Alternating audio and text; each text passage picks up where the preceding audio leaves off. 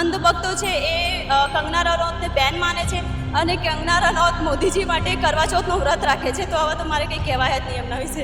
उन्हें एमपी बनाना ही नहीं चाहिए था। सबसे पहले उन्हें लैंग्वेज नॉलेज सिखाना चाहिए था। तो जो છોકરાઓ પ્રોટેસ્ટ કરતા હોય અને એમાં પણ કંગના રનૌતને તકલીફ હોય તો એમાં તો કંઈ કહેવાય જ નહીં। તો એ તો એમની માનસિકતા ખરાબ કહેવાય। અમે બી એગ્રી કરીએ છીએ, પરંતુ પીએમ મોદી જ એમના માને ગાળો આપે છે। હું બાયોલોજિકલ નથી, નોન બાયોલોજિકલ છું। હર્ષભાઈ સંઘવી એવું કહે છે ગુજરાત સૌથી સેફેસ્ટ છે વુમેન સેફ્ટી માટે। જામનગરમાં 13 વર્ષની દીકરી ઉપર બળાત્કાર થયો, એમાં હર્ષભાઈ સંઘવીએ શું એક્શન લીધા? એ મહિલા અમને શીખવાડશે કે અમારે યોગ્ય દીકરી બનવા માટે શું કરવું પડશે, યોગ્ય હાઉસવાઈફ બનવા માટે શું કરવું પડશે। આ ઉપર રંગાબિલ્લાની જે જોડી બેઠી છે ને, એમની મિલી ભગત છે અને એ રંગાબિલ્લાની જોડી એટલે કોણ? આપણા નરેન્દ્રભાઈ મોદી અને અમિતભાઈ શાહ। તું નથી, ઝાંસીની રાણી પોતે લડ્યા હતા, એ ઇન્ડિપેન્ડન્ટ વિમેન હતા, એ વોરિયર હતા। તું તો ગાંડી છે ભાઈ, તને તો ખબર જ નથી, તું પોલિટિક્સની તને પી પણ નથી ખબર, તો કશું જ આવડતું નથી પેલી છોકરી કે ભાઈ રિઝાઇન આપવું હોય ને તો બધા ભાજપીઓ આપી દો ભાઈ, તમે રિઝાઇન, તમને પોલિટિક્સ જ નથી આવડતું, તમને કશું જ ખબર જ નથી પડતી, પ્લીઝ જતા રહો હવે તમે। તો કંગનાબેન તો નેતા બની ગયા છે, કે એમને તો કોકના વિશે બોલતા પહેલાં વિચારવું જોઈએ કે ભાઈ આ લેડીઝ વિશે ના બોલાય, કાંડા વિશે ના બોલાય।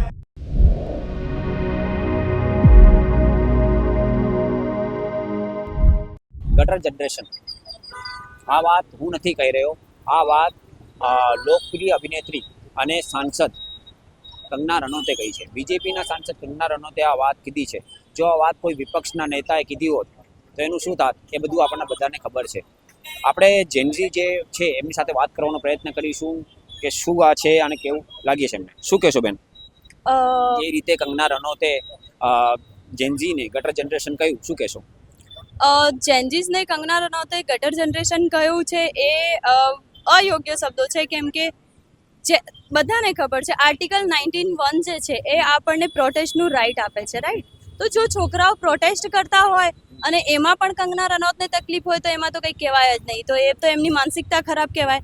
બીજું એક એમણે ફિમેલ્સ વિશે બહુ જ ખોટા અયોગ્ય શબ્દો વાપર્યા છે કે છોકરીઓ અંગ પ્રદર્શન કરે છે।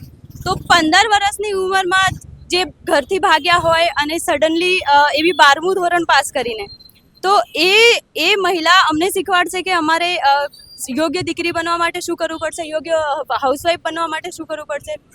બીજું એ કે કંગના રનૌતે કીધું કે જે સ્ટુડન્ટ્સ છે, જે છોકરીઓ છે, એમણે અંગ પ્રદર્શન કરતા હતા અને એમના જો રેપ પણ થઈ જાય જંતર મંતર પર તો ભાઈ એમને કોઈ ફેર પડે એવું નથી। તો એ એમની ખોટી માનસિકતા છે, પણ એના માટે હું એમના બ્લેમ નથી કરતી। એમનું જે એન્વાયરમેન્ટ છે એવા પ્રકારનું છે, કેમ કે બીજેપીમાં તમે જુઓ તો 90% જે એમપીસ છે એ બધા રેપિસ્ટ છે, રાઈટ। તો રેપિસ્ટની સાથે રહીને એમને જે ભોગ બન્યા છે, જી હું ગેરંટી સાથે કહું છું કે 90% જે છે એ બીજેપીના જેટલા પણ એમપી, એમએલએ કે પછી કોર્પોરેટર કોઈ પણ હોય, બધા જે છે એ રેપિસ્ટ છે। તો એ જે વસ્તુના ભોગ બન્યા છે, હું એવું માની શકું કે આપણી સાથે કોઈ એકવાર એવું કહેવાય ને કે ભોગ બન્યા હોય કોઈ વસ્તુના, તો આપણને એવું લાગે કે બધા એક જ જેવા છે, રાઈટ। તો એ ભોગ બની ચૂક્યા છે રેપના। અને બીજું એમને જે ફિલ્મ ઇન્ડસ્ટ્રીમાં એમણે કામ કર્યું છે, રાઈટ। તો ફિલ્મ ઇન્ડસ્ટ્રી પણ કેટલી સારી છે આપણે બધાને ખબર છે। 16 ફિલ્મો એમના ફ્લોપ ગયા છે।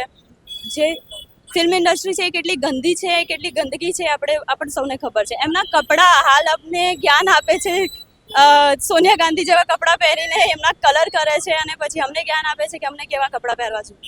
તો એમના જૂના વિડીયોઝ તમે ચલાવો, જૂના વિડીયોઝ જે છે એમના એ તમે જુઓ, ત્યારે તમને ખબર પડશે કે કેટલા યોગ્ય છે। અને અમે એટલા તો સંસ્કારી છીએ જ કે અમે અમારા મા બાપને સાથે લઈને ચાલીએ છીએ, રાઈટ। અમે ઘર છોડીને ભાગી નથી ગયા। અમને ખબર છે કે અમારી કેટલી ભૂમિકા છે as a student, as a student, as a daughter, as a mother, right. એક સાંસદ થઈને આવા શબ્દો વાપરવા કેટલા યોગ્ય લાગે છે તમને? બિલકુલ યોગ્ય નથી ને, કેમ કે તમે પહેલા તો એક ફિમેલ થઈને આવા એક બીજી મહિલા માટે આવો શબ્દ યુઝ કરવો એ જ બહુ જ ખોટો છે, રાઈટ। તો એમ તો સાંસદ છે, એ આખો દેશને, જ્યારે તમે રાજા કોને કહેવાય, જે એમના પ્રજાથી પ્રેમ કરે, રાઈટ। છોકરાઓ ગમે એટલા ખોટા હોય પણ પરંતુ એના મા બાપ હોય ને એ એમને પ્રેમ જ કરે છે। તો તમે એક રાજા તરીકે જ્યારે ખુરશી પર બેઠા હો ત્યારે તમારી ભૂમિકા એ જ છે કે તમે લોકોને પ્રેમ કરો, અમારામાં જે ખામીઓ છે એને દૂર કરવા માટે પ્રયત્ન કરો। પણ તમે બ્લેમ કરો, ઊંધા સીધા સ્ટેટમેન્ટ આપો મીડિયા સામે, તો એ ખોટું છે। આ સ્ટેટમેન્ટથી તમને એવું લાગે છે કે આ મુદ્દો ડાયવર્ટ થઈ ગયો, કેમ કે પેપર લીકનો મુદ્દો હતો, હવે કંગના રનૌત ઉપર શિફ્ટ થઈ ગયો છે, તમને લાગે છે એવું?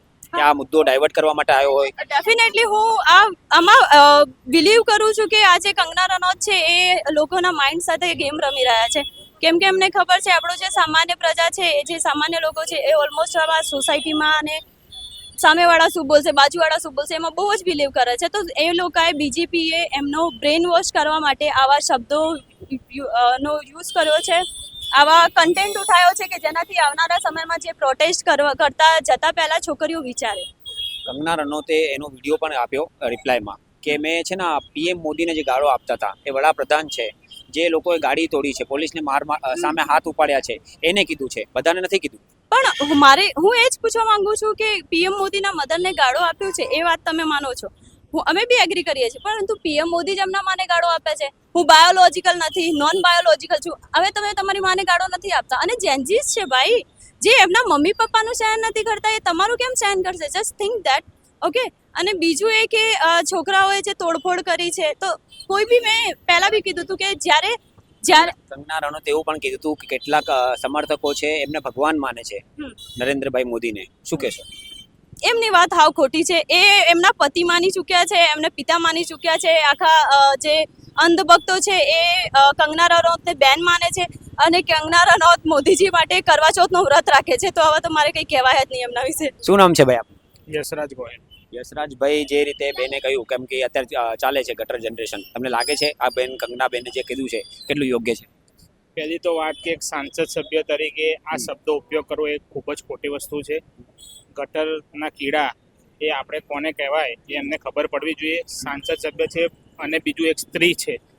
આપણે ભારતમાં એક સ્લોગન ચાલે છે, બેટી બચાવો બેટી પઢાઓ. ઓકે, બેટી સુરક્ષિત.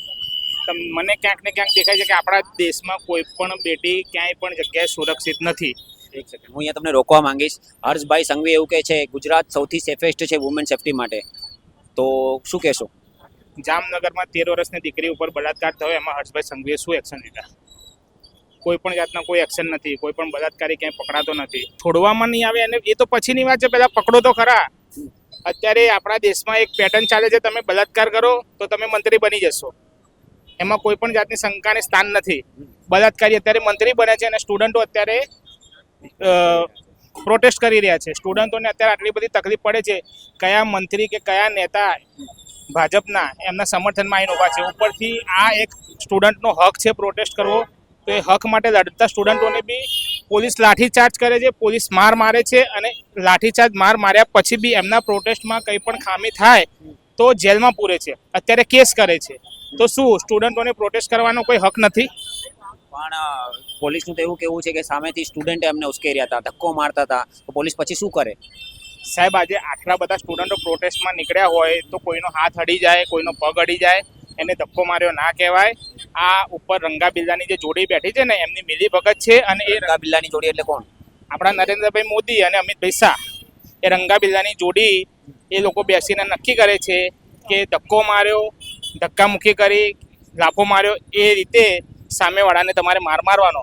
તો એ સ્ટુડન્ટોને આટલો બધો માર મારે છે. આજે પોલીસના છોકરાઓ પણ નીટની એક્ઝામ આપે છે, અને એ લોકોને પણ તકલીફ પડે છે. પણ સાહેબ, આ રંગા બિલ્લાની જોડીના ડરના કારણે એ પણ બોલી શકતા નથી, એ પણ ફસાયેલા છે, અને એમના છોકરાઓ માટે બી એ લોકો મેદાનમાં ઉતરી શકતા નથી.